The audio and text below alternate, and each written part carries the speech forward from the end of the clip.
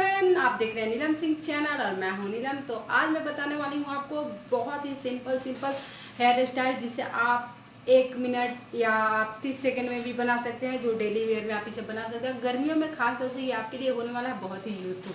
तो चलिए मैं एक एक हेयर स्टाइल आपको बताने जा रही हूँ सॉरी, जो आपके लिए बहुत हेल्पफुल होने वाली है। गर्मियों में तो खास तौर से आपके लिए बहुत ज़रूरी है और ये उनके लिए है जिनको कि हेयर स्टाइल बिल्कुल बनाना नहीं आता। तो ये इतने सिंपल हेयर स्टाइल में आज आपको बताऊंगी कि आप इसलिए अपने हेयर पे बना सकती हैं। तो चलिए वीडियो स्टार्ट करते हैं, लेकिन उससे पहले हमेशा की तरफ से रिक्वेस्ट करूँगी, फर्स्ट टाइम मुझे देख रहे हैं तो सब्सक्राइब कर लीजिए मेरे चैनल को, बेल आइकन को करना है हेड ताकि वीडियो की नोटिफिकेशन आपको मिलती रहे। और वीडियो अगर आपको अच्छी लगे तो इसको लाइक करना है, फ्रेंड के साथ शेयर करना है और कमेंट में जरूर बताइएगा कि मेरे हेयर स्टाइल आपके लिए कितने हेल्पफुल है। तो चलिए वीडियो स्टार्ट करते हैं।